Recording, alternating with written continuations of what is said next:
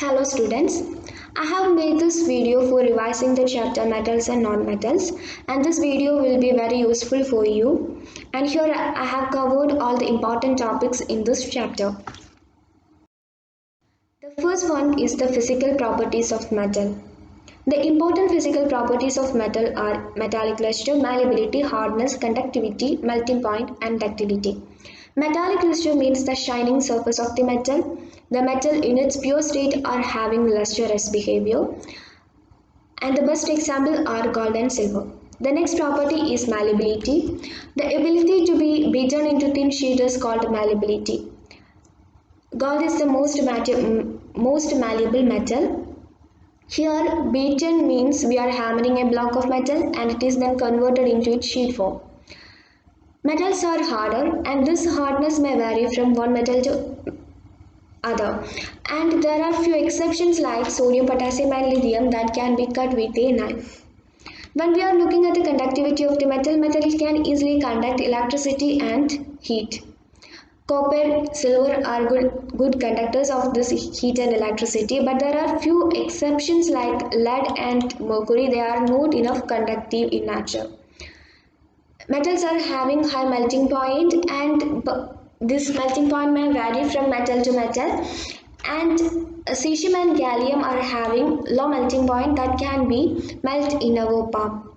When we are looking at the ductility of this metal are good ductile in nature, that is, they can be drawn into thin wire form. Gold is considered as the most ductile metal.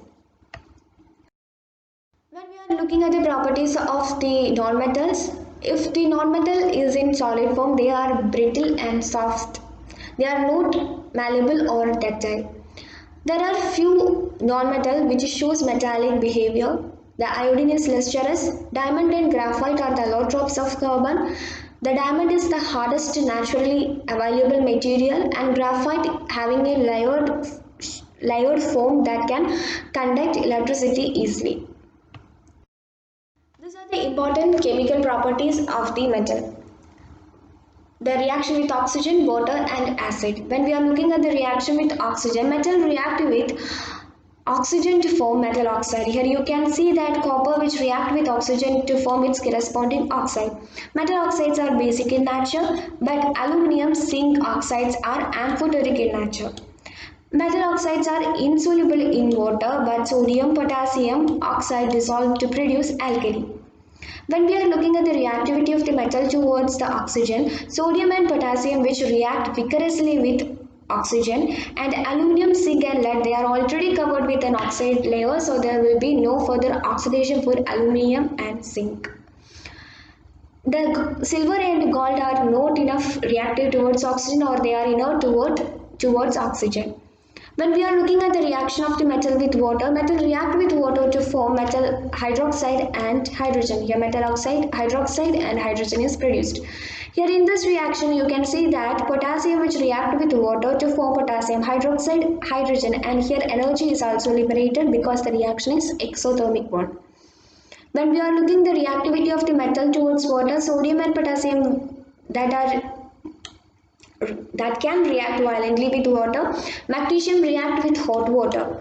Aluminium, zinc, iron which react with steam to produce metal oxide and hydrogen. Lead, copper, silver and gold have no reaction with water. When we are looking at the reaction with acid, the metal react with acid to form salt and hydrogen. When we are putting a piece of sodium into a hydrochloric acid, the sodium chloride and hydrogen gas are produced, and these reactions are explosive in nature. This is the reactivity order, the decreasing order of the reactivity, and you can see that magnesium is much reactive towards acid, and then comes aluminum, then zinc and then iron. Here in this chemical properties you can see that sodium and potassium which react vigorously with oxygen, water and acid, they are having highest reactivity. The reactivity of the metal towards the oxygen, water and acid which depends upon their position in the activity series. Now let's see the activity series. In this activity series, zinc comes first and then comes copper. So the metals above the series can easily replace the below one, or we can see that zinc can easily replace copper sulfate solution Cu2 plus from the copper sulfate solution. That is actually what happened here. The Zn which replaces Cu2 plus from the solution, that is Zn is changed into Zn2 plus 2 electron, and the 2 electrons are accepted by the Cu2 plus in the copper sulfate solution, and it is then changed into Cu. This Cu is deposited over the zinc strip. Here in this figure you can see that. The overall reaction can be represented as follows, that is Zn plus Cu2 plus giving Zn2 plus Cu. How do metals and non-metals react? Now let's see how these metals are reacting. Before that, we have to know what is octet rule and the importance of the octet rule. Octet rule dictates that atoms are most stable when their valence shell are filled with 8 electrons. That is, the atoms will try to obtain this valence shell with 8 electrons. This is the least energy state and the most stable one. So every atom try for obtaining this stability. Here you can see that, and here sodium is having configuration 281 and chlorine is having 287. Here sodium want to lose its 1 electron for obtaining octet, and chlorine which needs 1 more electron for octet. So here the sodium which loses 1 electron and changed into Na plus. This sodium is changed into Na plus by losing 1 electron, Na plus 1 electron. And the chlorine which accept the 1 electron which is given by the sodium, and this chlorine is changed into Cl minus. Here 1 unit positive charge and 1 unit negative charge, that is 1 electron is accepted by the chlorine and 1 electron is given by the sodium. Between this Na plus and Cl minus, the opposite charge, there is electrostatic force of attraction, and this attraction forms ionic bond between Na plus and Cl minus. When metals and non-metals react, the electrons are transferred from the metal to non-metal because the metals are electropositive in nature. They are the donors. Metal can easily donate its outer electron, and the metals are having low ionization energy, so it can easily remove its valence electron. And the resulting compound is called ionic compound. The resulting compound is ionic compound. Here ionic bond is formed between Na plus and Cl minus, so it's an ionic compound. This is the formation of the sodium chloride. Here Na which loses 1 electron and changed into Na plus, will having configuration 2,8, that is the valence electron with 8 electron. The Cl which accept 1 electron and is changed into Cl minus, and here its configuration is 288, that is octet complete. Here you can see that NaCl is formed by the electrostatic interaction between Na plus and Cl minus, and it forms ionic bond between Na and. The same method of formation, or the ionic bond, is formed between Mg2 plus and Cl minus. Here you can see that magnesium is having configuration 282. So magnesium want to lose its 2 electron from the outermost shell for changing it, or for getting 8 electron in the valence orbital. Here Mg2 plus, Mg is changed into Mg2 plus by losing 2 electron. This electron is accepted by Cl minus. Here 2 Cl are there, so 1 electron is accepted by each chlorine and it is then changed into Cl minus. Here the configuration is 288, that is octet complete, or the 8 electron in the valence shell. Here magnesium which gives 1 electron each chlorine atom and is changed into Mg2 plus and Cl minus. The electrostatic attraction between the magnesium 2 plus and Cl minus which form ionic bond between them, and it forms Mg2 plus MgCl2. In all of this reaction, metal atoms give electron to non-metal, that is metal atoms are the donors and non-metal are the acceptors. The donors will get a positive charge, that is metal atom get a positive charge and non-metal will get a negative charge. The strong electrostatic force of attraction between oppositely charged ion is called ionic bond. What is ionic bond? It is the strong electrostatic force of attraction between oppositely charged ions.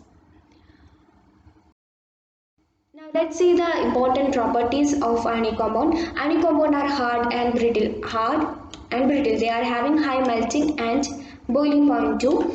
They are soluble in water. We can consider sodium chloride, that is salt. Common salt as an example. Salt is soluble in water, so it is an ionic compound, but are insoluble in solvent like kerosene and petrol. They are almost always electrically insulating in solid state, but when melted they become conductive. The melted one is only conductive in nature, but in solid state they are insulating. Then we can look at the occurrence of the metal, how this metal is obtained, and metals are seen in the earth crust as minerals. And these elements or compound which are naturally occur in earth crust is called minerals. At some place the minerals contain high percentage of particular metal which can be profitably extracted, and this mineral is called ore. So all minerals are not ores, but all ores are minerals. How can we say like this? Because we are selecting one mineral as the ore, because there is a lot of mineral for each element. When we are considering iron is having hematite, magnetite and iron pyrites as minerals, but all of this is not its ore. We have to choose one of mineral as ore that can be used for profitable extraction of the metal, and that mineral must contain highest percentage of the metal that we want to extract, and this mineral is called ore. Now we can discuss how this metal is extracted from this ore. That involves three steps, and the first one is the concentration of the ore, and the next is isolation of the metal from concentrated ore, and the next is purification of the metal. Concentration of the ore, it simply means the removal of the gangue particle. Gangue is the earthy impurities present in the ore. The earthy impurities means sand, quartz, silicates, mica, etc. that are present in the ore, because the ore is extracted, or we obtain this ore from earth crust, so that must contain some earthy impurities. So we have to concentrate ore before the extraction, and the concentration process which involve many methods like froth flotation, magnetic separation, etc., or by simply by physical means by hand picking. Now let's see how this metal is extracted from the concentrated ore, and this involves two steps. That is, the first one is the conversion of the concentrated ore into oxide, and the next is the reduction of the oxide into metal. The conversion of the concentrated ore into oxide, it involves two methods like calcination and roasting. Calcination is commonly used for hydroxide and carbonates, and it is done in the absence of air.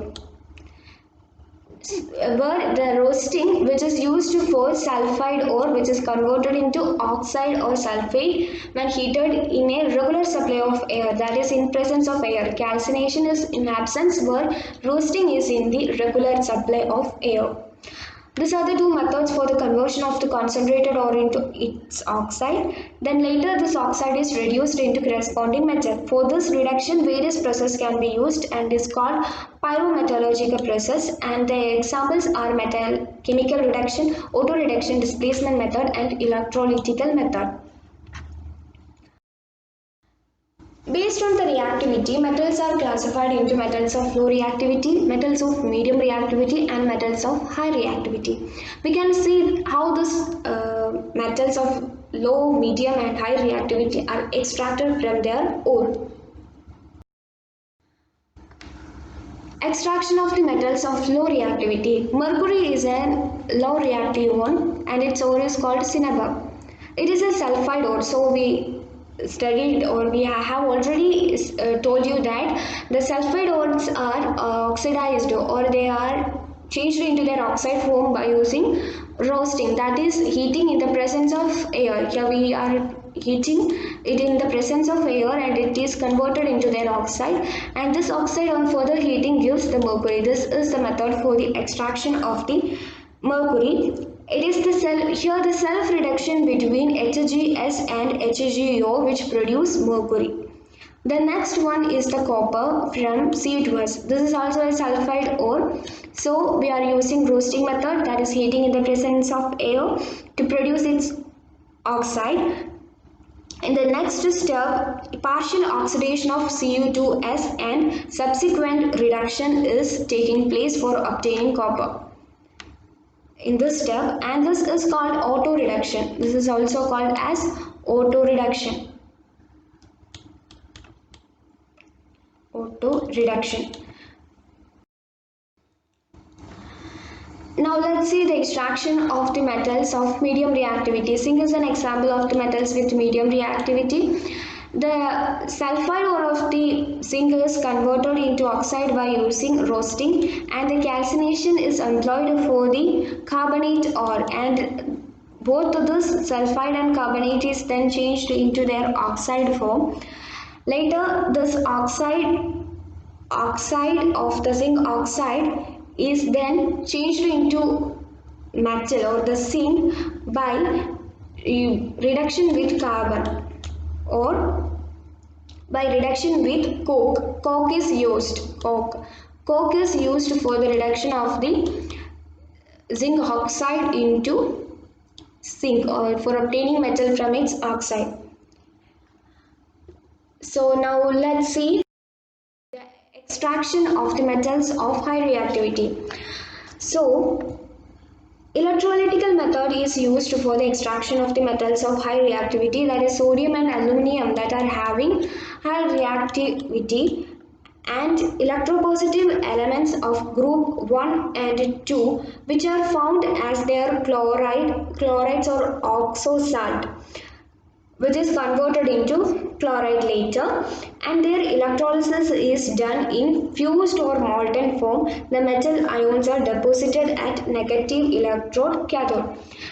Here we are using electrolytical method and for the extraction of the sodium, and the sodium is produced or the reduction of the Na plus which occur at the cathode, and we are obtaining the sodium in the cathode. Similarly, for the extraction of the aluminium, to electrolytical method is used and we are obtaining the aluminium from the cathode. This method or the electrolytical method is mainly used for group 1 and group 2. For these groups we are using the electrolytical method. This is also a reduction method for obtaining the metal.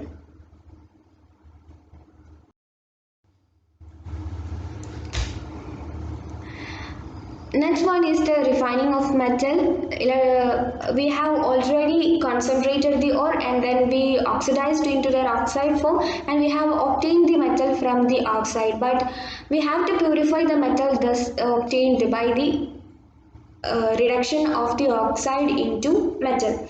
The best method used are the electrolytical refining. There are many other methods like distillation, liquefaction, sound refining, vapor phase refining. These are also used for the refining of the metal. Here we are using electrolytical refining. It is used for gold, silver, lead, aluminium and copper.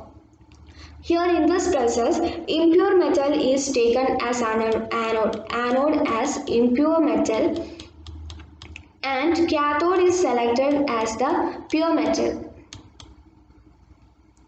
And the electrolysis is conducted, and from the impure metal, the pure metal from the anode where the oxidation reaction is taking place, that is Cu. From the, if we are extracting for purifying this copper, here the from the impure metal copper is changed into Cu2 plus form by losing 2 electron, and it is then come to this solution, and from here copper Cu2 plus, which is moved towards the cathode, and from here the reduction is occur, that is Cu2 plus, which accept 2 electron and change into Cu, and Cu is deposited of the cathode. Here we can obtain the pure metal in the cathode.